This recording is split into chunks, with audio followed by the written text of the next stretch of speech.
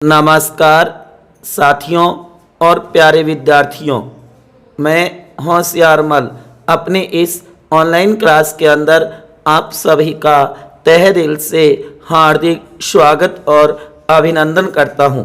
प्यारे विद्यार्थियों और युवा साथियों, सर्वप्रथम तो कहना चाहूँगा कि पानी से तस्वीर कहाँ बनती है। पानी से तस्वीर कहाँ बनती है साहब, ख्वाबों से तकदीर कहाँ बनती है। किसी भी रिश्ते को सच्चे दिल से निभाओ, ये जिंदगी फिर वापस कहाँ मिलती है। कौन किससे चाहकर दूर होता है, हर कोई अपने हालातों से मजबूर होता है।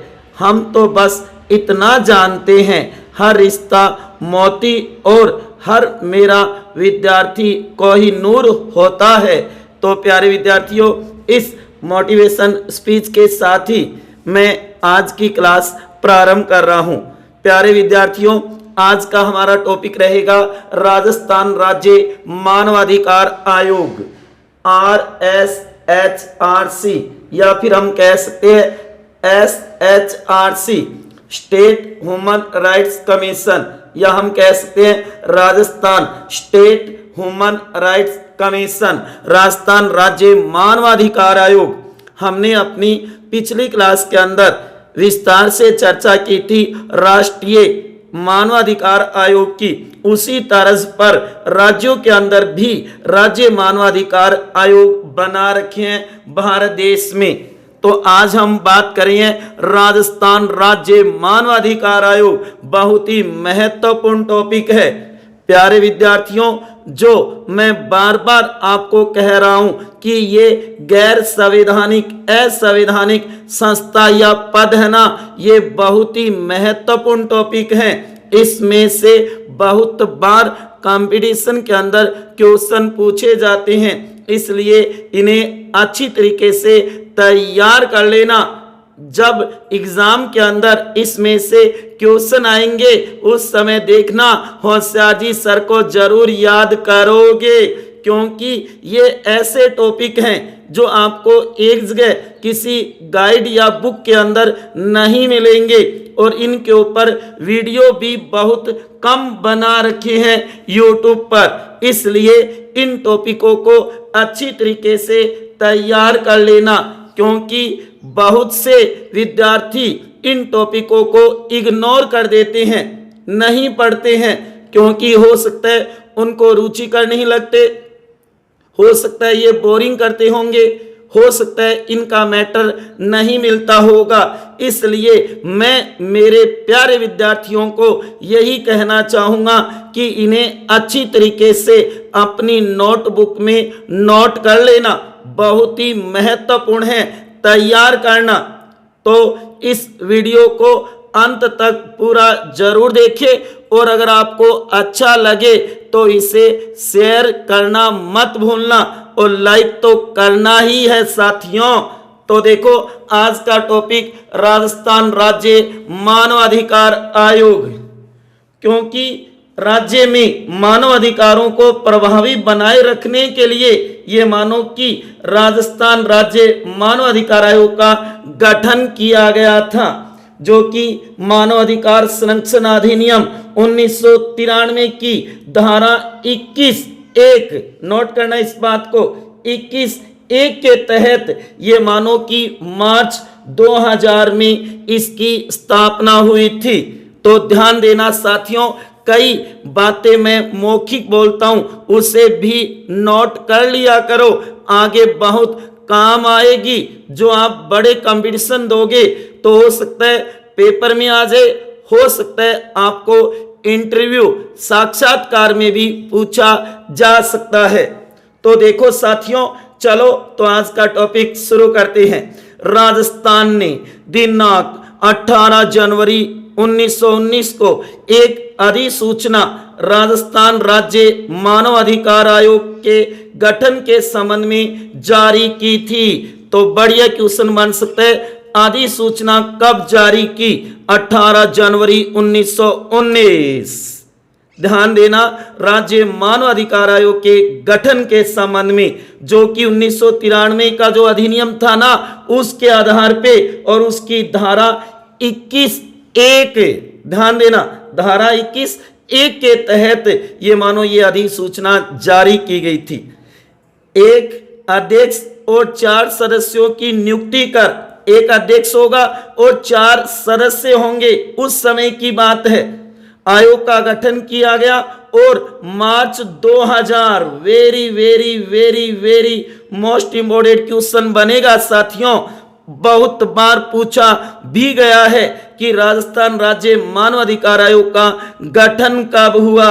मार्च 2000, कोई डेट नहीं बताई जाती। मार्च 2000 से यह आयोग क्रियाशील हो गया था, ध्यान देना, जबकि अधिसूचना 18 जनवरी 1919 को जारी हुई थी। और जबकि ये क्रियाशील कब हुआ था, तो ध्यान देना, मार्च 2000 से ये आयोग कौन सा, राजस्थान राज्य मानवाधिकार आयोग, जो कि हम कह सकते हैं RSHRC, Rajasthan state human rights commission, जो कि राज्यों में होते हैं ना, स्टेट ह्यूमन राइट्स कमीशन, एक ही बात है। तो हमारे राजस्थान में इसलिए राजस्थान लग गया आगे। ठीक है साथियों, उसके बाद में नोट करो अति महत्वपूर्ण, मानव अधिकार संरक्षण संशोधन अधिनियम 2006। हमने पिछली क्लास में चर्चा की थी कि 1993 के अधिनियम में अब तक 2 बार संशोधन या परिवर्तन हुआ है, 2006 और 2019 में। तो यहां बात हो रही है 2006 की। तो ध्यान देना, 2006 के संशोधन के आधार पर एक अध्यक्ष और 2 सदस्य का प्रावधान किया गया। पहले कितना, एक अध्यक्ष और 4 सदस्य थे, और अब एक अध्यक्ष होगा और 2 सदस्य होंगे। साथियों नोट करना इस बात को, बहुत ही महत्वपूर्ण है। तो यहां पर एक और महत्वपूर्ण बात बता रहा हूं, यह एक स्वायत्त विधिक वैधानिक संस्था है। कहने का मतलब विधि के द्वारा बनाई गई संस्था है, असंवैधानिक या गैर संवैधानिक है, जिसका संविधान में कोई उल्लेख नहीं है, किसी भी अनुच्छेद में प्रावधान नहीं है इसका। इसलिए यह एक बहुसदस्यीय संस्था भी है। ध्यान देना, राष्ट्रीय मानवाधिकार आयोग, राज्य मानवाधिकार आयोग एक बहुसदस्यीय संस्था है। इस बात को नोट करना बहुत ही महत्वपूर्ण है। और इसका जो अध्यक्ष बनता है वह हाई कोर्ट का न्यायाधीश, पूर्व न्यायाधीश रह चुका हो या है, वही व्यक्ति बनेगा, जस्टिस। ध्यान देना, इस बात पे बहुत ही महत्वपूर्ण है। हाँ साथियों आगे देखो, उसके बाद में अति महत्वपूर्ण पॉइंट बनेगा नियुक्ति। ध्यान देना, इसमें से भी कई बार क्वेश्चन बन जाता है। नियुक्ति कौन करता है, राज्यपाल करेगा। ध्यान देना, अधिपत्र जारी करके राज्यपाल के द्वारा ये मानो वारंट जारी करके इसकी नियुक्ति की जाती है। किसकी, राज्य मानव अधिकार आयोग के अध्यक्ष व सदस्य की। हाँ साथियों, कैसी लग रही है क्लास, आ रही है ना समझ में, है ना महत्वपूर्ण, बता दो साथियों। नियुक्ति राज्यपाल द्वारा मुख्यमंत्री की अध्यक्षता वाली समिति की सिफारिश पर होगी। कौन, नंबर 1 मुख्यमंत्री इस समिति का अध्यक्ष होगा। नंबर 2 राज्य का गृह मंत्री, होम मिनिस्टर सदस्य होगा इस समिति का। नंबर 3 विधानसभा का अध्यक्ष स्पीकर सदस्य होगा इसका। नंबर 4 विधानसभा विपक्ष प्रतिपक्ष का नेता भी इसका सदस्य होगा। तो हमारे राजस्थान में तो ये 4 ही सदस्य हम कह सकते हैं। जबकि नंबर 5 विधान परिषद का सभापति, नंबर 6 विधान परिषद के विपक्ष का नेता, प्रतिपक्ष का अगर है तो राज्य में विधान परिषद का सभापति और विपक्ष का नेता भी इस समिति का सदस्य होगा। लेकिन हमारे राजस्थान में जो विधानमंडल है वो एक सदनात्मक है, द्विसदनात्मक नहीं है। यहाँ विधानसभा और विधान परिषद दोनों नहीं, केवल विधानसभा है साथियों। नोट करो इस बात को, क्लियर है। तो कहने का लो राजस्थान में इस समिति में कितने सदस्य? 4 होंगे। ये बात ये भी ध्यान देना कि अगर समिति में कोई सदस्य अनुपस्थित है या रिक्त है पद, तो ये धारणा कोई प्रभाव नहीं पड़ेगा। ये बात राष्ट्रीय मानव अधिकार आयोग पर भी लागू होती है और राज्य मानव अधिकार आयोग पर भी लागू होती है। इस बात को जरूर नोट करना। अगर कोई भी सदस्य नहीं है, रिक्त है मान लो सदस्य का पद, तो ये नहीं कि नियुक्ति नहीं होगी, ऐसा नहीं होगा। आगे ना बात समझ में। और अध्यक्ष कौन होगा? मुख्यमंत्री, क्योंकि इसमें से बहुत बार क्वेश्चन बनाया जाता है, इसलिए इसे तो नोट कर लेना और तैयार भी कर लेना। ठीक है। आगे देखो कार्यकाल 3 वर्ष या 70 वर्ष की आयु जो पहले हो, पुनः निर्वाचन पर प्रतिबंध नहीं है। अगर 3 वर्ष के बाद अगर 17 वर्ष की आयु नहीं हुई है तो पुनः निर्वाचन हो सकता है, लेकिन अन्य पदों पर नहीं। यह व्यवस्था 2019 से की है। साथियों, आपके पास पुरानी बुक या पुरानी गाइड है तो वहां पर आपको मिलेगा 5 वर्ष या 17 वर्ष की आयु जो पहले, लेकिन 2019 में इसमें संशोधन करके 3 वर्ष कर दिया। इस बात को नोट कर लेना। अब वर्तमान में राज्य मानवाधिकार आयोग के अध्यक्ष व सदस्यों का कार्यकाल 3 वर्ष या 70 वर्ष की आयु जो भी पहले हो वही कार्यकाल होगा, वही पदावधि होगी। पुनः निर्वाचन पर प्रतिबंध नहीं होगा। तो ये 3 वर्ष कब किया?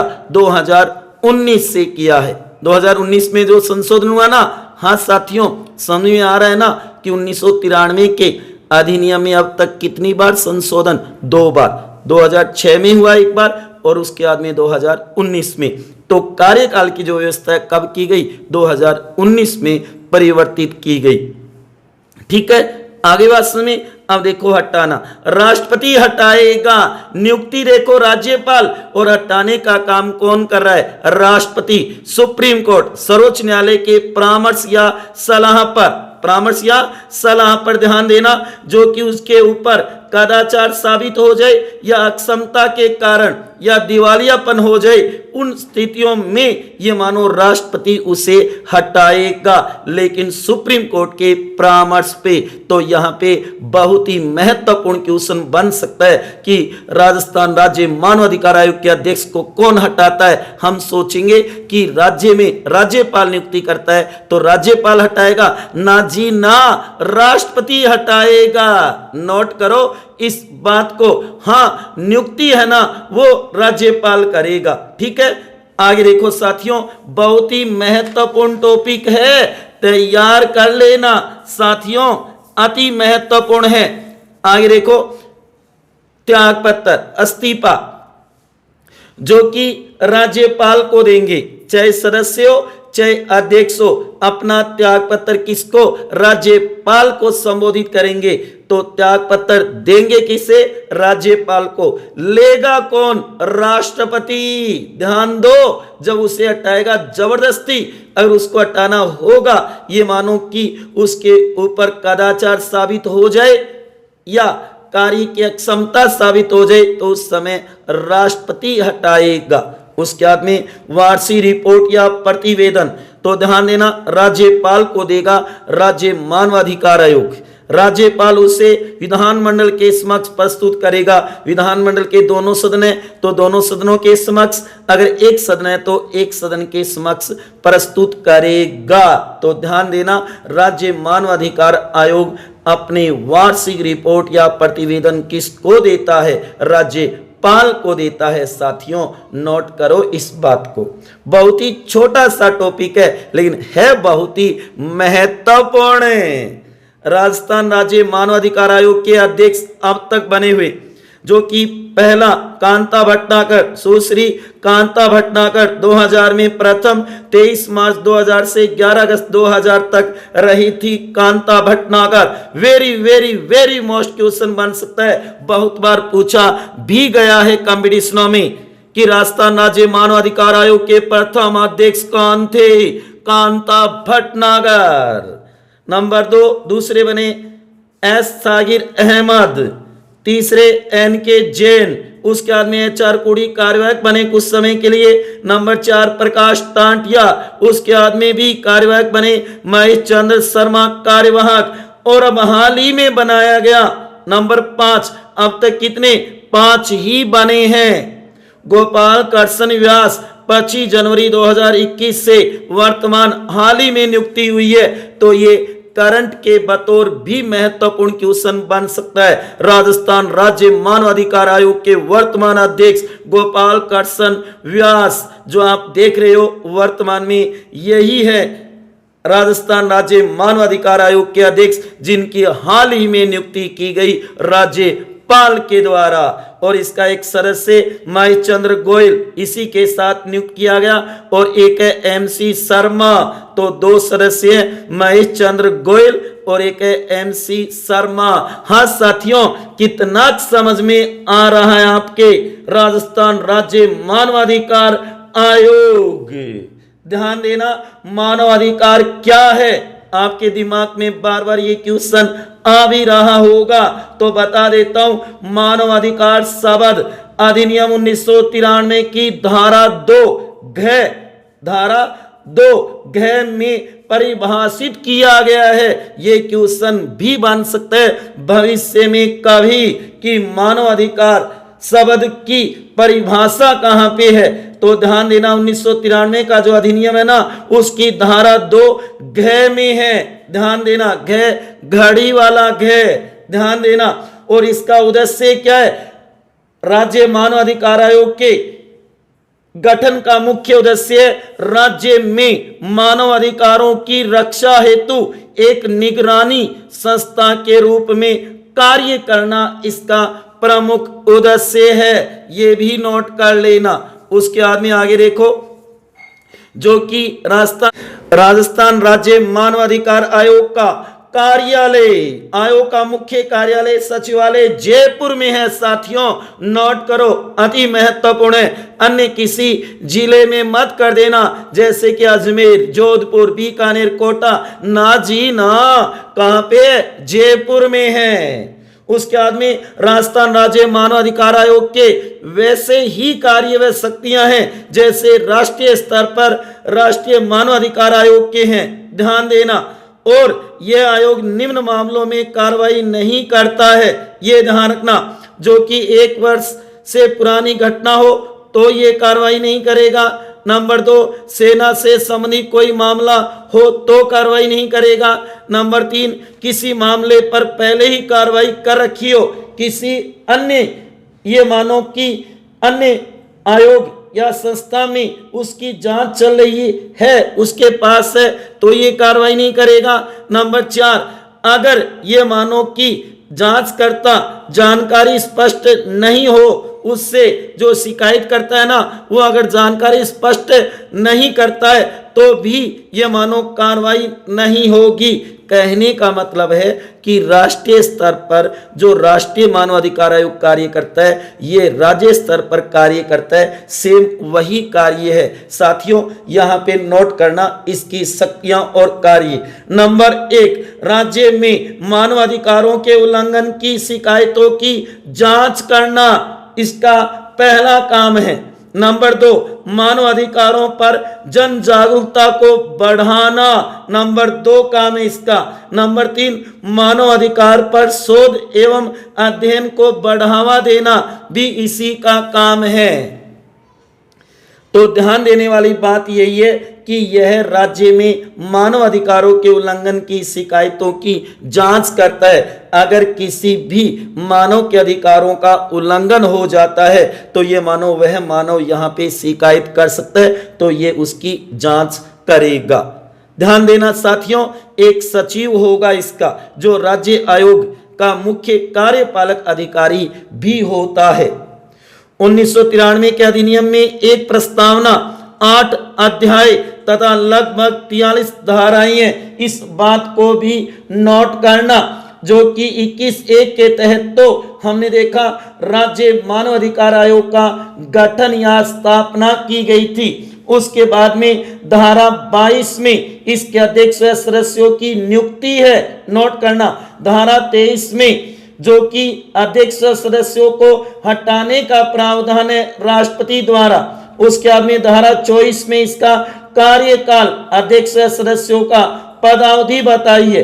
धारा 25 में कार्यवाहक अध्यक्ष राज्यपाल बना सकता है की व्यवस्था है। धारा 26 में सेवा शर्तें, इसके वेतन भत्ते राज्य सरकार द्वारा निर्धारित होंगे, ऐसी व्यवस्था की गई है। धारा 27 में इसके अधिकारी व कर्मचारी गणों की व्यवस्था बताई गई है। और धारा 28 राज्य मानवाधिकार आयोग एक वार्षिक प्रतिवेदन प्रस्तुत करेगा, किसके पास? राज्यपाल के पास, और राज्यपाल उसे राज्य विधानमंडल के समक्ष पेश करेगा।